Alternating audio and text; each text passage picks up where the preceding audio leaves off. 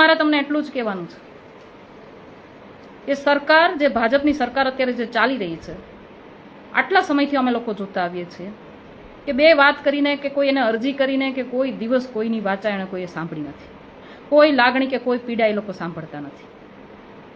તમારે એની સામે કાઠું થવું પડશે.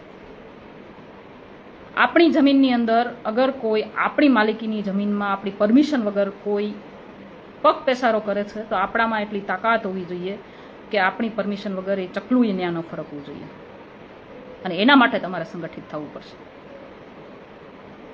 તમારે તમારા ખેતરની અંદર કે બાજુવાળાના ખેતરની અંદર કોઈ પગ પેસારો કરે અને આખું ગામ તમે એની સામે ઊભા હોવ તો કોણ તમારું શું ઉખેડી લેવાનું છે?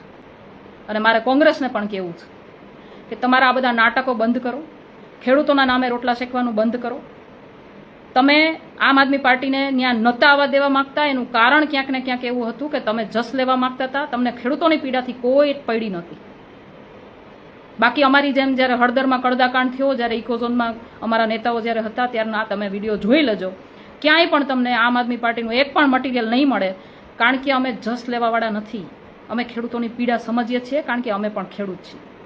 અમારા બાપ દાદા પણ આ ખેતી કરી કરીને અમને મોટા કર્યા છે, અમને ભણાવ્યા ગણાવ્યા છે અને અહીંયા સુધી પહોંચાડ્યા છે.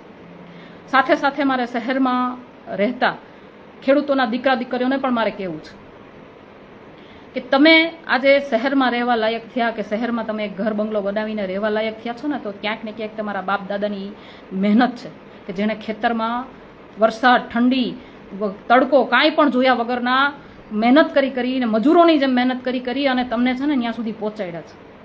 આજે તમારા બાપ દાદા ત્યાં ગામડાની અંદર પીડામાં હોય ને ત્યારે તમારે અહીંયા સિટીમાં બેઠું ન રહેવાય. તમારે એને કહેવાય ને સહારો બનીને તમારે એની પડખે ઊભું રહેવું પડશે. આજની પેઢીને મારે આ જ વાત કરવી છે કે તમે જે કાંઈ છો એ તમારી સાથે જોડાયેલી જમીન સાથે જોડાયેલા જે કાંઈ પણ તમારા બાપ દાદા છે ને એના માટે થઈને છો, એને કરેલા કર્મોથી છો. એટલે એમને જ્યારે જરૂર પડે ને ત્યારે શહેરમાં તમારી નોકરી ધંધો મૂકીને તમારે જવું પડે ને તો જાજો, કારણ કે તમારું પેટ છે ને એનાથી ભરાય છે. કોઈ ફેક્ટરીમાં રોટલીઓ નથી બનતી, કોઈ ફેક્ટરીમાં અનાજ નથી ઉગતું.